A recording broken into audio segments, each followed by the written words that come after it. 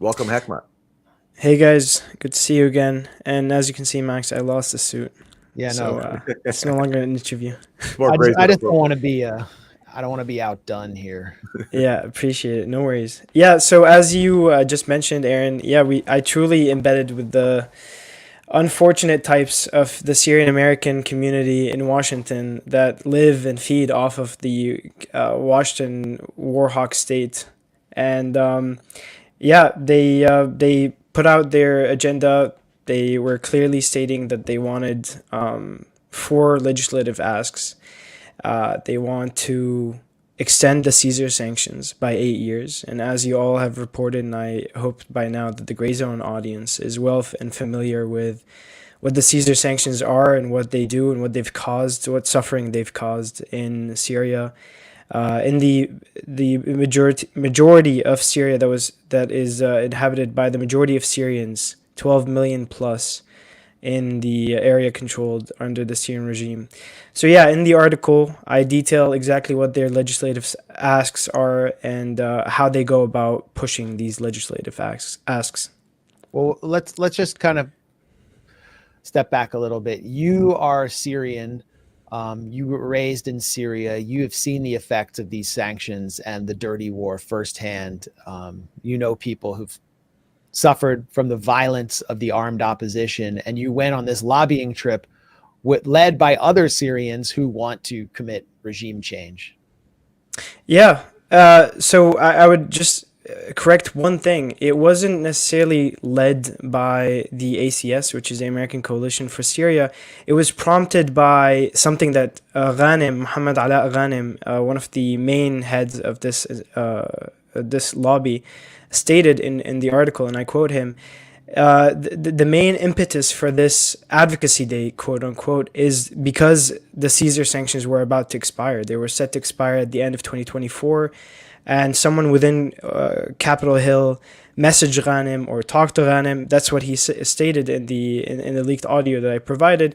That it would be a shame, quote unquote, to lose the leverage that we have on Syria if these sanctions were to expire without them being extended.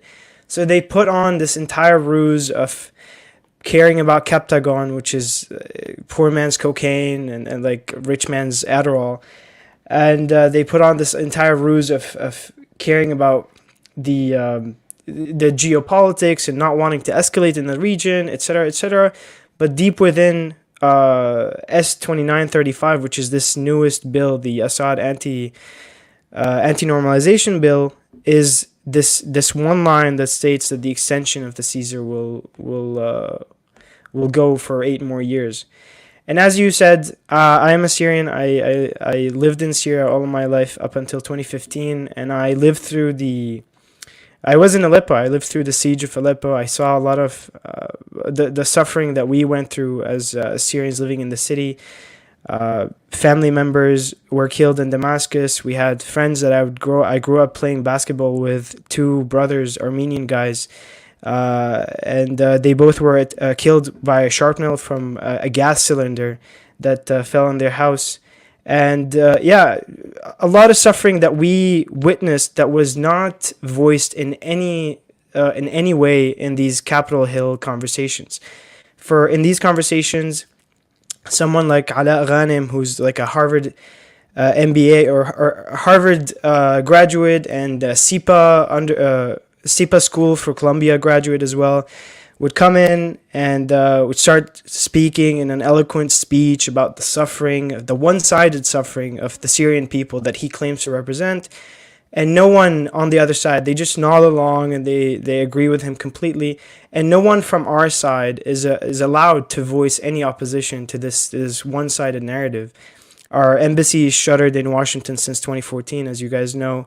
And yeah, we don't have any institutional backing in the United States to push forward a narrative that counters what they're trying to push. Yeah, And yeah, your side, go ahead. Go your ahead, side, Aaron. Hekmat, just to be clear, your side is the side that represents most Syrians because most Syrians live in territory controlled by the government. Yeah, Yet they have no voice whatsoever. They're subject to these brutal sanctions, which was the topic of discussion here on Capitol Hill, which these people just want to extend behind closed doors. Yeah, absolutely. And again, a point that is important to make is regardless of people's political positions, the 12 million that I keep quoting under the control of the Syrian government in the major cities of Aleppo, Hama, Homs, Latakia, Tartus, and Damascus, regardless of their political views, why would they ever want the sanctions to be extended when they know exactly what the immiseration that they're suffering? They know exactly how their kids are growing up with stunted growth, and they know that they're an insane number of women who are going through pregnancies while anemic. And why would they ever want to extend that? And why would these people push this narrative that they're representing the entirety of the Syrian people with no opposition, while expecting no opposition, is what eludes me. So, Hekmat, you captured some audio by, this is Wael Al-Zayat, who's one of the leaders of this anti-Syria lobby, someone who's adjacent to Israel and close in part of the U.S. foreign policy establishment. This is some damning audio that you got as they lobbied for more starvation sanctions for Syria to basically, so let's take a listen. So here he is in this first clip, basically to inflate his clout. Here he is pretending that he was a major drive behind the uncommitted campaign against Joe Biden over his support for the genocide. When in real life, actually, this guy was vouching for Joe Biden's so-called empathy toward Palestinians. But this is what he said. This is in a recorded audio that Hekmat got while being there in these meetings. My organization Engage is actually very happy with the stances on the Israel aid issue. Okay. Happier than with Biden then? Hmm? Happier than with Biden? We're very concerned about the humanitarian situation, about the regional escalation, and the electoral consequences, especially what we're seeing with the uncommitted campaigns, which my organization is behind. He's claiming my organization is behind in Michigan and Minnesota, the uncommitted stances. Right. As an organization that's supported the administration. That's preposterous. All right, that is preposterous. So he's lying. He's lying because they were not behind uncommitted at all. That was somebody with the Justice Democrats. I forgot his name, but he spearheaded that. It had nothing to do with Engage. And in real life, what Wael was doing was actually vouching for Biden. So here he is after a meeting with Biden in October. He said he recognized there are many. He's talking about Biden. He recognized there have been many missteps on the rhetoric. He listened. He did show empathy, and he promised to do better, particularly on humanizing Palestinians. Right. So that is Wael vouching for Biden's so-called empathy toward Palestinians. And now, as he goes toward Capitol Hill to try to lobby for starvation sanctions on Syria, he's pretending as if he was behind the uncommitted campaign. Incredibly cynical. And there's more, because then he goes on to basically try to trade off the Gaza genocide for support for the northern part of Syria, like the northern province of Idlib, which is controlled by Al-Qaeda. And he's basically trying to say, hey, if you can promise some support for this Al-Qaeda controlled province, which is the only rebel controlled province in Syria, then we can sell that to our community as a good story. So this is that clip. Yeah, and Let's just to add one more thing on yeah, go ahead, Aaron. Well, let's hear the clip and then We just need to start showing that our government is paying attention, doing some creative work, long-term work, and here I'm from my Engage voter mobilization. I need to give a story to my voters to say you're upset with the administration, about all these disappointments. Guess what? They're pumping $50 million into the school sector in the north. We just need to start showing that our government paying attention. Yeah, so basically what he's saying is, Arab Americans are mad about Yemen. They're mad about Gaza.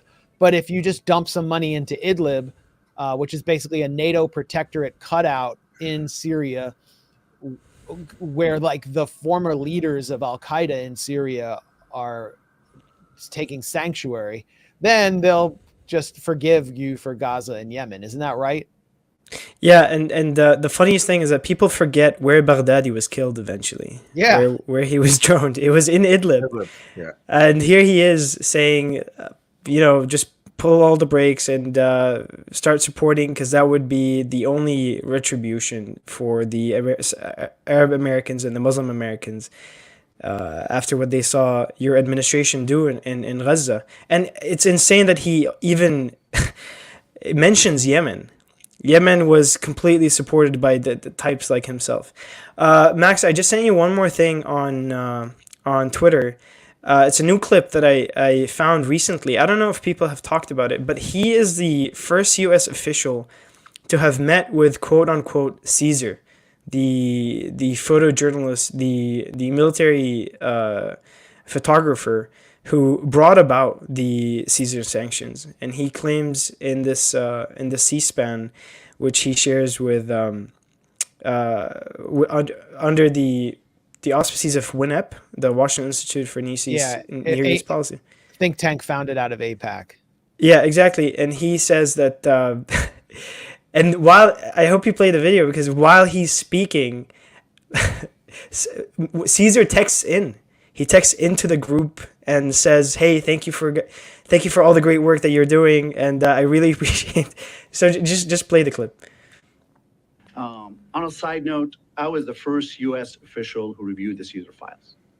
I was working at the time with Ambassador Robert Ford as one of his liaisons with the Syrian opposition, the activists, the NGOs, many of the peaceful protesters that started the revolution. Almost as and activists. In the summer of 2013, once Caesar had left Jordan, I had a surreal meeting at a McDonald's in Istanbul, where a member of the opposition came to me. I was finishing a great dinner, and Hilarious. he opened up a laptop and showed me Great 50,000 dinner. pictures. Well, you can see them here. So there's a lot of people in the U.S. government that are personally invested in the issue of accountability. And we'll make sure that we provide whatever support we can offer to various accountability and transitional justice efforts. I'll stop right here, and I'm sure I'll be taking questions once I sit down.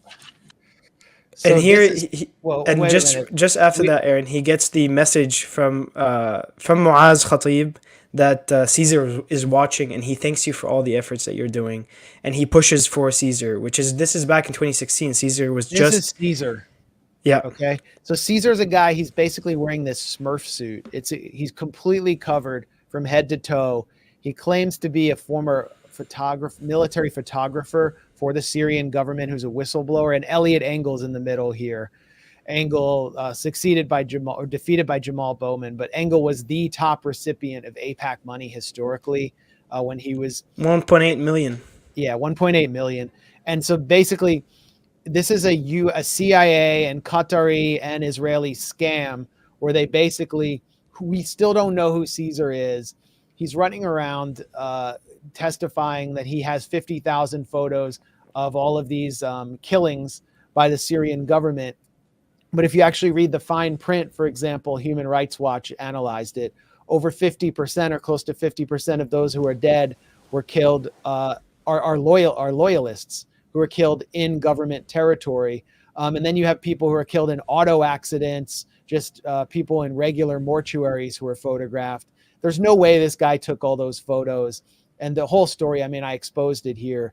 The whole story is an obvious intelligence deception designed to create political momentum for these sanctions, which have reduced the majority of Syrians to poverty, hunger, isolation, and now they're renewing these sanctions and pushing for more through the trip that Hekmat Aboukhater, our guest right now, has exposed. So go ahead, Hekmat. And Max, one more thing that you yourself have mentioned before is that some of those quote unquote 50,000 pictures of civilians murdered by the Assadist fascistic regime have photos of soldiers with tattoos of Bashar Assad's face on their bodies. So yeah, it's a complete cycle that they all know each other, they all work with each other. They're Zionist-adjacent. They work closely with AIPAC. One of the things that I would, wish you could show from the article as well is the quote-unquote overtures towards Israel that they kept making in these meetings. So in one of the sessions, Ada Ghanem, meeting with the aide from Senator John Fetterman's team, mentions that the areas liberated in the south, like Suwaida and Daraa, are now the areas from which the Syrian army is lobbing missiles over at Israel. And then the aide, who's like a 25, 24-year-old, just takes it down and notes it down for Fetterman to essentially use as fuel to support this bill, or potentially to even co-author it, as now he's the newly foremost supporter of Zionism in the Democratic Party. And as you can see here, Alberto Hernandez, he's the policy advisor, or the he's essentially a staffer for the ACS. Okay, he's Cuban American, and he at some point was grilled by Senator Rick Scott's policy advisor, and he asks him, "Have you made any overtures? Have you talked at all to your counterparts in the Israeli lobby so that they would vet these policies, they would vet this Syria sanction bill, so we know how to vote on it?" Admitting that they do not vote on anything that the Israel lobby does not veto, does not approve, and B, asking for any potential connections between the two. And then this guy answers formally no, informally, and then turns towards us, 7 people sitting in the room, and says, "You didn't hear me say that," with a smirk on his face. This guy is such an idiot. He doesn't even understand how serious that statement is, because he's a Cuban American. He's just there because he understands that the cognitive dissonance in his head as a Cuban American, supporting sanctions on his own country, supporting sanctions on Syria, supporting the United States sanctioning of the 25% of the human population on Earth. He justifies all this in his head, and for him, this is just another statement for clout in front of the team of Senator Rick Scott's policy advisor team. Well, and then we have, I mean, that's so revealing. I want to play like the money quote from Wael Al-Zayat that you recorded. Wrong one. Whoops. All right. I lost it. It's in the same thread. Yeah, I got it. Basically, he starts lobbying for weapons to jihadists, and makes some interesting revelations here. License exemptions need to be expanded. So And we need the U.S. to look for public-private partnerships. and to give some money to USAID so they can give it to the implementer. Wait, this is the wrong one. Oh, because about the stuff going to terrorists. No, we'll go back. Stop freaking out about the stuff going to terrorists, because the Brits are doing it, the Turks are doing it, the Qataris are doing it. There's ways to do this, and it's not just risk mitigation. We're missing out on a golden. We're missing out on a golden opportunity to stabilize the region and leverage it for a political settlement. I mean, so what he's referring to here specifically, I think, is officially the U.S. Stabilization aid. The U.S. is still sanctioning Hayat Tahrir al-Sham, aka Nusra, aka Al-Qaeda, which is in control of Idlib, the last rebel-controlled province of Syria. So even though the U.S. supports the rebels and helped them capture Idlib, I mean, the U.S. role was instrumental to helping Al-Qaeda and its coalition capture Idlib. Officially, the group in control of Idlib, HTS, is sanctioned by the U.S. because they're Al-Qaeda. So he's basically trying to say we need to get around that. Stop freaking about this whole terrorist thing, because everyone's doing it. That's his argument there. Not just everyone, because the Turks, the Qataris, and the Brits are doing it. Because for any Syrian or anyone who understands anything about geopolitics, these are the number 1, 2, and 3 candidates for for clean funding. Anyone in Syria who hears this quote, and I plan on translating it and posting it as well, would scoff at this ridiculous statement, because they know who Qatar funded in Syria. They know who Turkey funded, and they know exactly what Turkey did when it opened the gates of hell, and they flooded thousands and thousands upon thousands of multinational terrorists into Aleppo, my city, into the rest of Syria. So Yeah. this statement is entirely ludicrous. And I mean, if he knew that I was recording, God knows, yeah, God knows what he talks in meetings when there aren't others attending, when he speaks with people side to side. So yeah, continue, please. Well, and if you read the book of Ben Rhodes, who was a former top official for Obama, he talks about how he tried very hard to lobby against putting HTS, aka Al-Nusra, Al-Qaeda, on the U.S. terror list, because he said it made no sense for us to sanction the same people we were supporting and trying to help. So this is still now people trying to deal with the consequences of that and trying to get around it. But Hekmat, let me ask you, how did you get in there? How did you get access to this meeting? So I follow them on separate accounts, and I heard that this event was going to happen on the 7th of March. And I decided to show up. I joined and I signed up under a different name. And up until the end, they did not recognize me until I was in a meeting with Zayat. And Zayat has seen me before because I interjected on another one of his meetings. He has blocked me on Twitter. And I saw in his eyes that he wasn't sure who I was, but he remembered my face from somewhere. And towards the end of that first day, Suzanne Sheridian, or whatever her name is, she's the director of ACS. She comes in and talks to me, and then she eventually takes my number and says, "You know what? I'm gonna reach out to you and convince you that we're on the right side, and you got it all wrong." And then she never reached out to me. So I was looking forward to that message from her, but she never sent anything. And when I finally confronted them, and I said the main thing that was just grinding my gears the entire day, that they would come in, they would make all this mess about Captagon, they would do atrocity propaganda nonstop. They would still push the false and the claims that you yourself, Aaron, have debunked about the gas attacks in Douma in 2013, 2018, 2017. But they wouldn't mention what the bill is about, the main primary purpose of the bill, which is the extension of Caesar. It was mentioned just once, and it was in Ben Cardin's team, because Ben Cardin's team, William Barr, said to Ghanem, he said clearly, like, dude, Caesar is already too much. It is a vast sanctions bill. It already sanctions too many entities. Like, you want to add more and you want to extend it 8 more years. And that was the only situation where they had a conversation about the extension, because Ghanem was trying to push Ben Cardin, who's a notorious Russiagator and who's a notorious senator who wrote the Magnitsky Act and started our second Cold War with Russia based on Bill Browder's false claims and made up garbage. So this guy, Ben Cardin, even his team was a little bit suspicious and a little bit hesitant about the extension.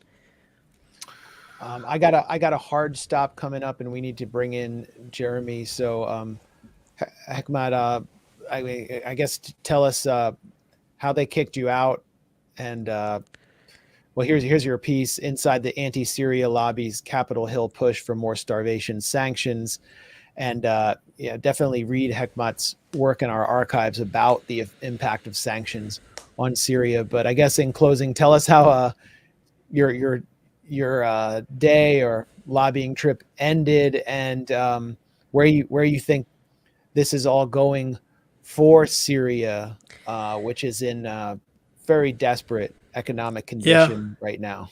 Yeah, well, thanks, Max. Thanks, Aaron. I'm usually an optimist, but just recently, a couple of days ago, the Atlantic Council had Charles Lister and someone named Khatib and a bunch of others, and I sent you a message about that, Max. They're considering a new strategy. They're considering a new strategy on Syria. They're considering a new approach, and they have a bunch of people on and a panel. I hope to write something about that soon, but it's not promising. It's not Yeah, Ubaid Qutayba was one of the people there. He's an Idlibi guy. Charles Lister, Qutaiba, and others were all in a meeting, and they were discussing publicly what the next steps are, and that does not bode well for the Syrian people, as anyone who knows who these names and people are can tell you. So let's hope for the best.